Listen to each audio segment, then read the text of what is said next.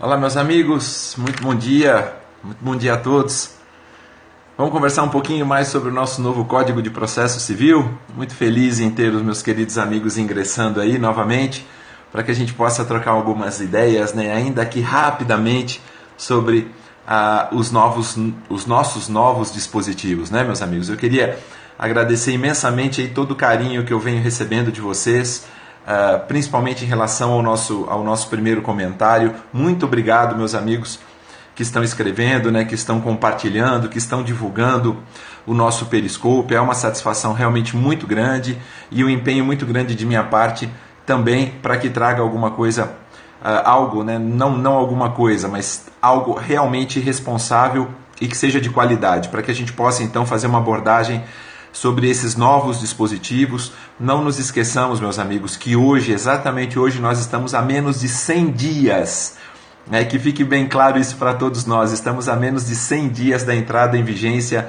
do nosso novo Código de Processo Civil, tá bom, meus amigos? Perfeito. Bom, eu queria então aproveitar e dar continuidade ao exame dos nossos dispositivos, novos dispositivos. Muita gente vem perguntando assim: poxa, Maurício, você vai falar cada vez que você entrar sobre um artigo somente, Não, eu vou falar dentro do possível. Vou falar de 2, vou falar de 3. Tá todo mundo falando da minha camisa, Minha camisa é do Real Madrid, porque eu gosto bastante de... quando viajo, comprar camisas de futebol. Eu sou um apaixonado pelo futebol, rapidamente, mas sou torcedor do Santos Futebol Clube, Quero deixar isso bem claro. Sou um santista de carteirinha mesmo, Literalmente sócio, torcedor e tudo mais.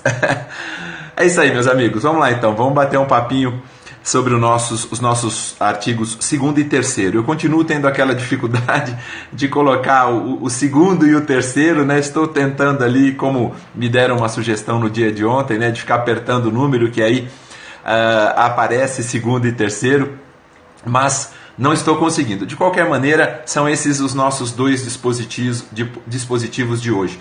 Dentro do possível, pessoal, eu quero também adiantar para vocês, pode ser que eu faça 3, 4 artigos num Periscope só. Vai depender, é claro, do conteúdo, porque não adianta nada eu vir aqui jogar obviamente, informações para vocês sem que tenha um respaldo, sem que tenha um resguardo. É muito fácil eu vir aqui e falar: o artigo 2º traz esse pensamento, o 3º... Não, eu gosto de aprofundar um pouquinho mais. Beleza, pessoal? Vamos lá? Bom, gente, artigo 2º, vamos começar com ele. Leitura do artigo 2º. Primeiro, pessoal, o processo começa por iniciativa da parte e se desenvolve por impulso oficial, salvo as exceções previstas em lei. Nós estamos fazendo uma abordagem, é claro, da base principiológica, como eu disse. O artigo 1º, ele nos menciona, melhor dizendo, que o processo civil deve ser estudado à luz da Constituição Federal, ou seja, é o chamado modelo constitucional do direito processual civil. E vamos até o artigo 11, basicamente só falando de princípios.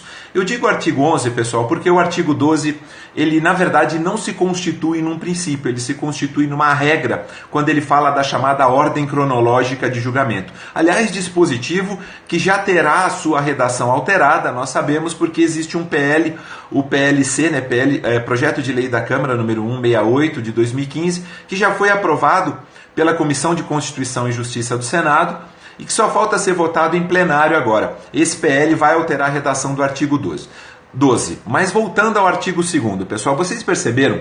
Nós temos dois dispositivos do CPC vigente que estão inseridos e são abrangidos agora por um único artigo do novo Código de Processo Civil. Do CPC de 73, do CPC vigente, nós temos o artigo 2º e o artigo 262 agora inseridos em um único dispositivo no novo CPC, que é o artigo 2º. Basicamente, quais são esses princípios inseridos no artigo 2º, pessoal? Acompanhem comigo. O princípio o princípio da inércia, o princípio dispositivo e o princípio do impulso oficial. Então temos 2 princípios ali, eu vou repetir. Princípio da inércia ou princípio dispositivo, aquela ideia de provocação do Poder Judiciário, dele não poder agir de ofício, exceto nas hipóteses autorizadas legalmente.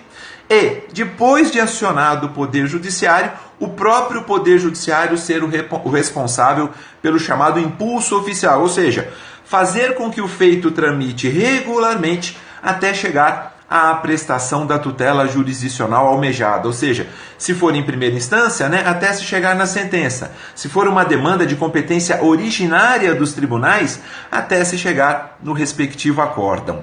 Então vejam, o artigo 2º do novo CPC conjuga, e a gente não vai mais esquecer isso, dois princípios do CPC vigente. Quais sejam? Princípio da iniciativa, né, ou da inércia, ou princípio dispositivo, e o segundo princípio, que é o chamado princípio do impulso oficial.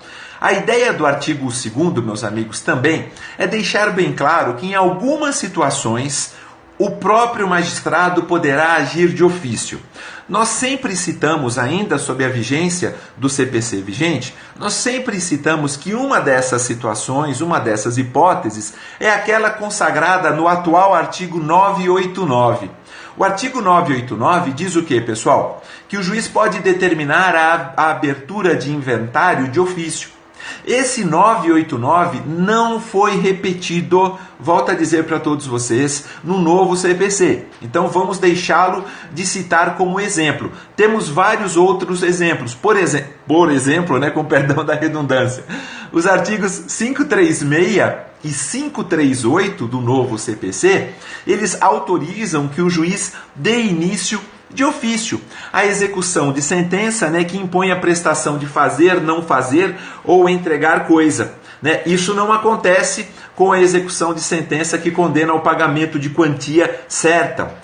Outro exemplo, claro mesmo, meus queridos amigos, né, de iniciativa de ofício pelo próprio magistrado no novo CPC. O chamado incidente de resolução de demandas repetitivas. Muita atenção, viu, meus amigos? Essa é uma baita de uma novidade. A gente vai usar um periscope de pelo menos uns 20 minutos, meia hora, só para falar de IRDR, mas é uma das grandes novidades. É possível, então, que dê início à instauração desse incidente de ofício. Também conflito de competência, o novo CPC deixa muito claro que isso pode se dar de ofício. Incidente de arguição de inconstitucionalidade também é uma outra possibilidade elencada ali no artigo 948 do novo CPC. Então, pessoal, repetindo e para deixar bem claro, o artigo 2º ele transcreve, ele repete duas ideias já consagradas, né, de dois princípios do CPC vigente. Princípio da iniciativa, princípio da inércia, princípio dispositivo, como também nós temos o chamado princípio do impulso oficial, inseridos ambos esses princípios no artigo 2º do novo Código de Processo Civil. Tá bom? Acho que nenhuma novidade, né? Apenas a conjugação de dois princípios e de dois dispositivos do CPC vigente no novo Código de Processo Civil. Tudo bem? Vamos lá para o artigo 3º, pessoal. Redação do artigo... só lembrando, viu, pessoal? Só lembrando, para ficar bem claro para todos. Muito obrigado, Luana, pelo carinho. Luana Caroline. Apenas lembrando, né? O dever de impulso oficial, ele não se estende à fase recursal. Todos nós sabemos disso, né? Instauração aí depende, obviamente, de provocação do interessado. Exceto, né? Nós temos que lembrar do chamado reexame necessário, né? Ou recurso necessário, que nós podemos afirmar para fins de concurso, não para fins acadêmicos, mas para fins de concurso, reexame necessário, que é o que nós chamamos de condição de eficácia da sentença. Lembram aquelas hipóteses inseridas no artigo 475, meus amigos? Pois é, o artigo 475 do CPC vigente diz que nós somente teremos, né, reexame necessário naquelas condenações acima de 60 salários mínimos. O novo CPC ele dá uma mudada radical nesses valores, né? Agora os valores são de 1.000, de 500 e de 100, mas a gente vai usar um dia só para falar também sobre as novas possibilidades, né? Os novos valores inseridos para fins de reexame necessário. Tá bom? Vamos lá, artigo 3º. Artigo 3º. E aí eu quero interagir um pouquinho com vocês. Pode ser, pessoal? Vamos lá? Eu acho que a conexão tá legal. Muito obrigado, Larissa. Muito obrigado pelo carinho. Acho que esse aqui dá pra gente interagir. Vamos dar uma olhadinha? Artigo 3º. Quem é que se lembra dessa redação, pessoal? Não se excluirá da apreciação jurisdicional ameaça ou lesão a direito. Vocês já viram isso escrito em algum lugar? Vamos lá, quero ver se o pessoal então vai dar... Boa, nossa, rapidinho aí, nosso querido Igor Rafael, Leonardo David, Beatriz Conduru, perfeito, artigo 5º, Diogo KP, perfeito, artigo 5º, inciso 35. Então vamos lá, vamos interagir novamente. Perfeito, eu já ia perguntar, mas já escreveram. Ana Carolina Barbosa, minha querida amiga, já escreveu ali princípio da inafastabilidade, né? Do exercício da função jurisdicional. Exatamente isso, pessoal. Princípio da inafastabilidade, do controle jurisdicional ou do exercício da função jurisdicional. Aquilo que eu já mencionei para vocês, perfeito também, ótimo, Nathalie Valério, perfeito. Acesso à ordem jurídica justa, podemos dizer direito de acesso à justiça e o acesso pleno, né? Passando principalmente no que diz respeito ao chamado devido processo legal, né? E aí depois a gente pode até mais para frente, no outro periscope, a gente falar de devido processo legal formal e substancial, né? Que a gente está muito acostumado com o formal e a gente esquece do substancial, que teve origem nos Estados Unidos, mais precisamente no direito anglo-saxão. Esse é um que a gente precisa trabalhar mesmo, não é? Mas voltando, pessoal, então o caput do artigo 3º é uma repetição de um dispositivo constitucional. Pergunto eu para vocês, isso é bom, pessoal? Isso é bom. Vocês entendem que é interessante? Eu já falei quando comentei o artigo 1º com vocês, qual é a minha opinião. Mas vocês acham que é interessante uma lei abaixo da Constituição, uma legislação infraconstitucional, repetir praticamente a redação de um dispositivo constitucional, ou chamado clone constitucional, como diz Vargas Fé, ou Vargas Fé, né? Imagino. Vocês acham que é interessante, pessoal? Vejam só, é muito bom o reforço, né? Ótimo. Dr. Roldão, um grande abraço para o senhor também, meu querido amigo. O que é que vocês acham? Eu vejo como uma situação bastante interessante. Tem um caráter pedagógico, né? Boa, Disa, reforça os princípios. Reforça aquela ideia já inserida na Constituição e que parece-me que nós fechamos os olhos, né, para esses princípios, para muitos deles, né? Nós vamos falar de contraditório, vamos falar de fundamentação, vamos falar de publicidade, verdade, Frederico, irradia os direitos fundamentais. E quando você transcreve para uma legislação infraconstitucional um texto, ou melhor dizendo, a redação de um dispositivo da Carta Magna, o que é que você está fazendo? Você está falando o seguinte, olha, já existe um texto maior, dentro daquela hierarquia normativa preconizada por Kelsen, já existe um texto maior, esse texto maior dita, obviamente, né, e coloca para todos um direito fundamental de acesso à justiça que precisa ser observado na sua plenitude, e para reforçar isso eu vou inseri-lo no contexto de uma legislação infraconstitucional, para dizer, olha, se eu buscar o judiciário precisa me dar uma resposta, seja examinando o mérito, seja não examinando o mérito, mas nem que seja uma simples ameaça. Esse pleito que foi levado ao conhecimento do judiciário precisa ter, obviamente, uma resposta. Mais ainda, pessoal, eu vou além. Está consagrado o direito constitucional de ação. Essa que é a grande verdade. Nós precisamos trazer também enfatizar esse raciocínio, pessoal. Por quê? A partir do instante em que a própria Constituição Federal diz que todos têm acesso à ordem jurídica justa, esse acesso deve compreender qualquer situação concretamente deduzida, seja uma ameaça, seja uma lesão efetiva. Eu vou repetir, seja uma ameaça, seja uma lesão. E tem um detalhe muito importante, pessoal, muito importante aqui. O novo legislador, ele colocou a ameaça na frente da lesão. A Constituição Federal, vocês podem dar uma olhada, ela fala de lesão ou ameaça. Isso mesmo, Vargas Fé. Exatamente, para dar ênfase à chamada tutela provisória, né? Muito bem, Vargas Fé, né? Acredito que seja assim, né, minha querida amiga? Pois bem, é exatamente isso. Para dar essa ênfase à chamada tutela provisória, que primeiro vem a ameaça e posteriormente vem a lesão. De qualquer maneira, pessoal, basicamente, né, sobre o caput do artigo 3º, é isso que nós gostaríamos, né, de mencionar para todos vocês. É uma repetição do artigo 5º, inciso 35 da Constituição Federal. Cai muito em primeira fase, todos nós sabemos disso, não é? Minha querida amiga Silvânia, um grande abraço, Beatriz Conduru também.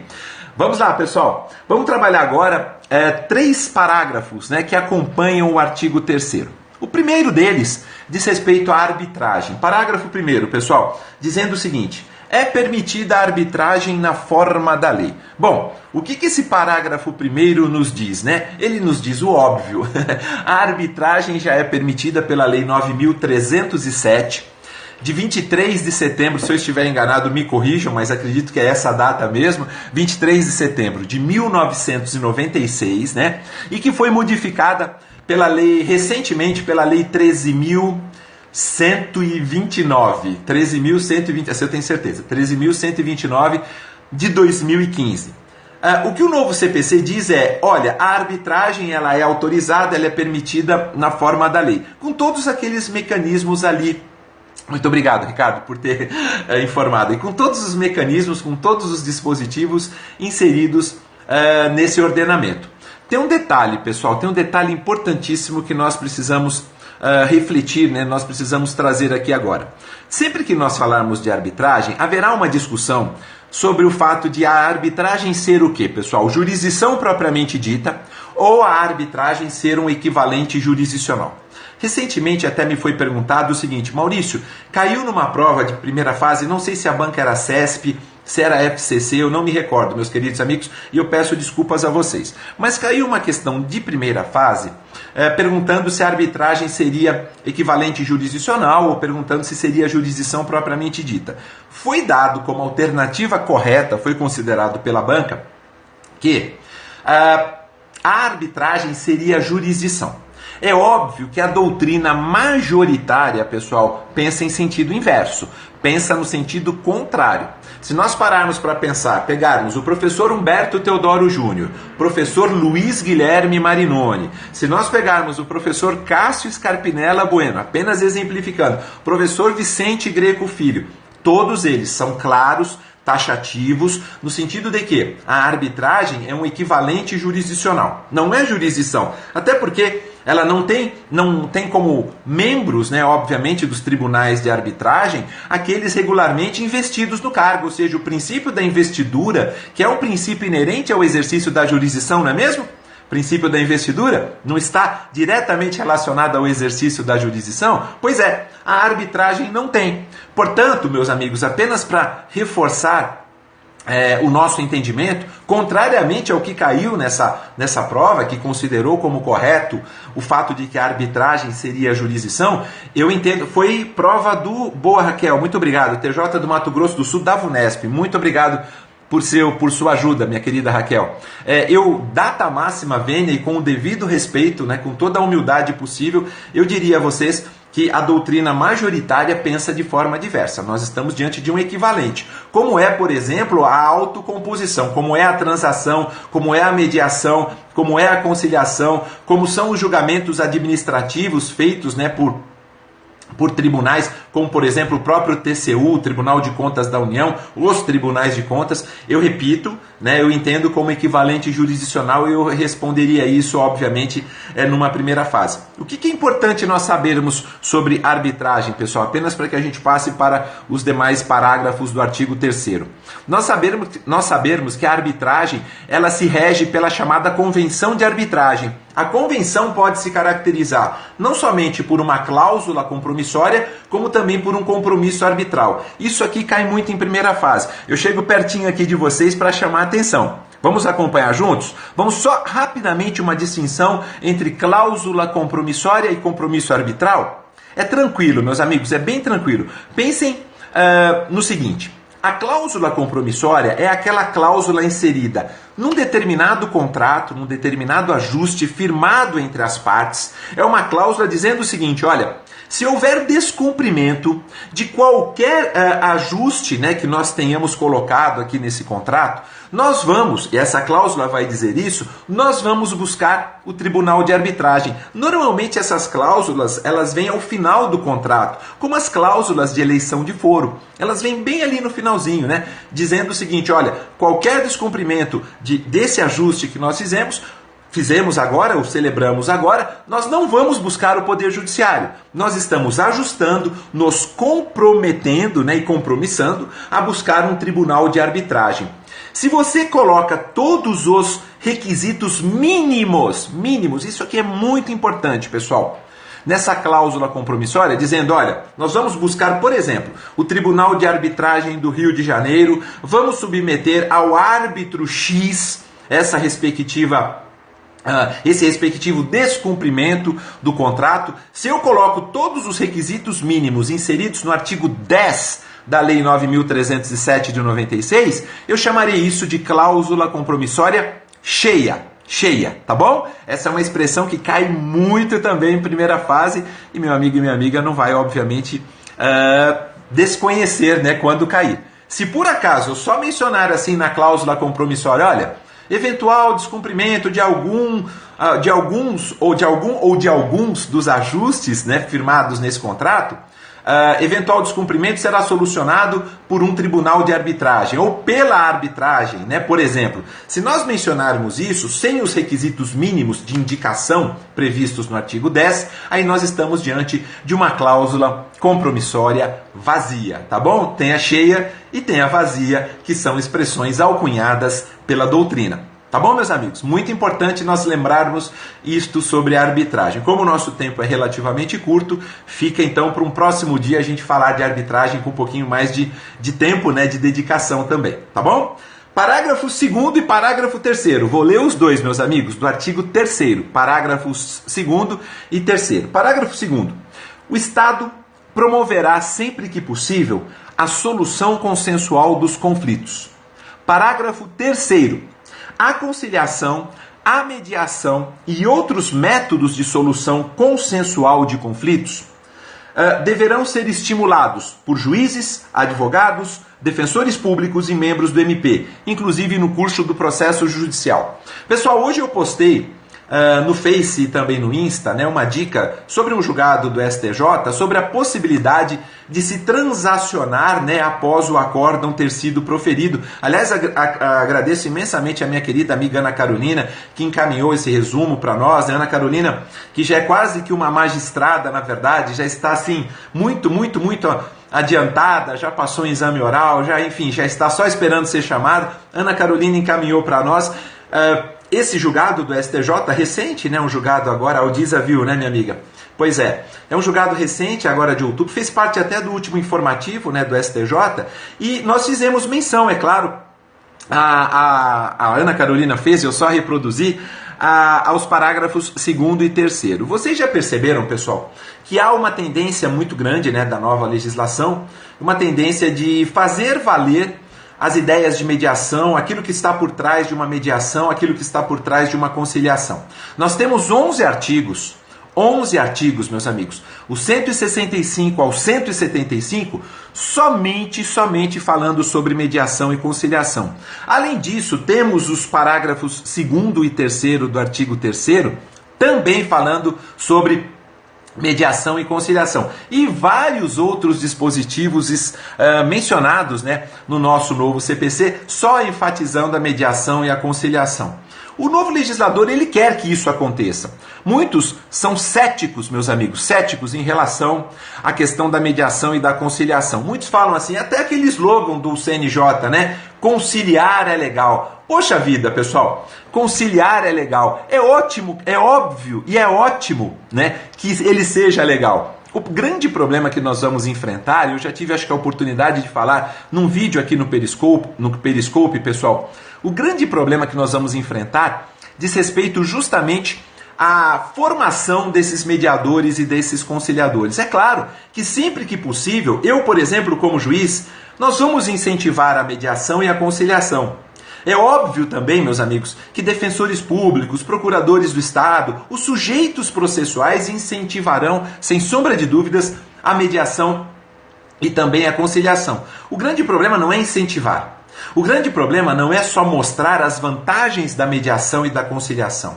O grande problema, na minha humilde opinião, residirá na formação dos conciliadores e dos mediadores. Vamos ter concursos para esses conciliadores?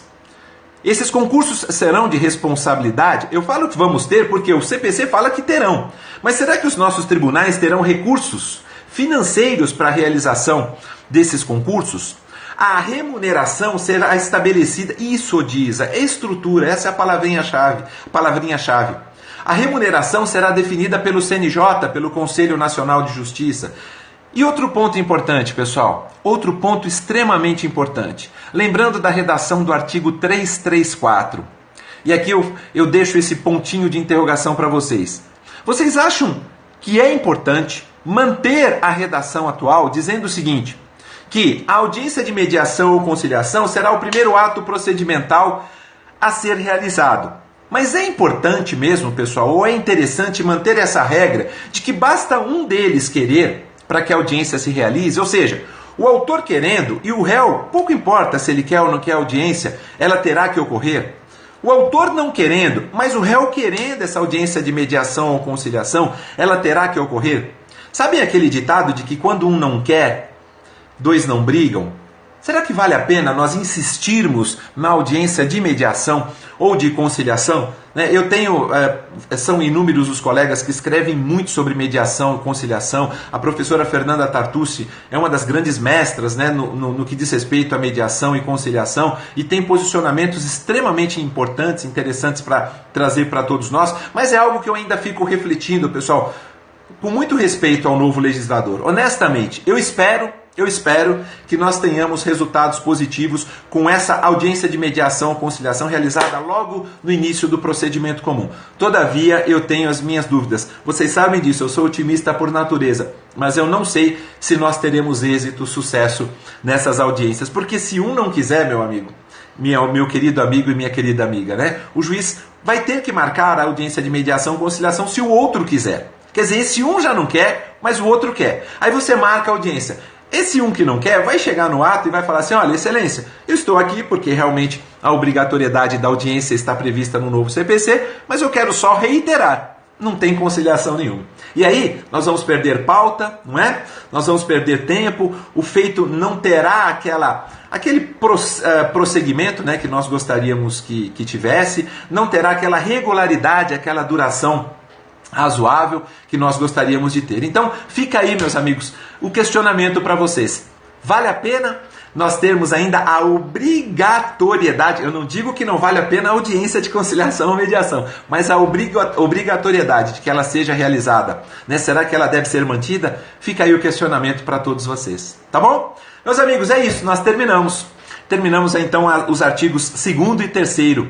Leca Faleiro está sempre com a gente. Leca, um grande abraço para você, muito obrigado. Convidou 5 pessoas, é uma honra tê-la aqui. Leonardo, David, Gilbo, meu querido amigo aí de Ribeirão Preto, precisamos nos encontrar, hein? Beatriz Conduru, querida, sempre presente. Jaque Camilo, Érica Martins, Tata Capela, muito obrigado a todos, pelo carinho. E, enfim, matamos 2 dispositivos, tá bom, pessoal? Nathalie Valeiro, pessoal de Porto Alegre, nossa, todos, meus amigos. Ed Freire, não dá para ver tudo, meus amigos, para ler tudo, tá bom? Muitas mensagens aqui, um grande beijo para vocês, obrigado pelo carinho. Vimos 2 dispositivos, Grande abraço, meus queridos amigos de Goiânia, estivemos aí nesse final de semana na pós-graduação da ATAMI, foi uma maravilha, foi maravilhoso, excelente, fiz novos e queridos amigos para sempre. Tá bom? Pessoal, dentro do possível, 2, 3 artigos e eu fico muito grato. Espero que vocês realmente estejam gostando. Tá? E um grande beijo para minha cidade natal, minha cidade de coração, minha Santos também aí, tá bom, meus amigos? Fiquem com Deus e a gente se encontra logo aí nos próximos vídeos do Periscope. Muito obrigado pelo carinho. Até mais, meus amigos.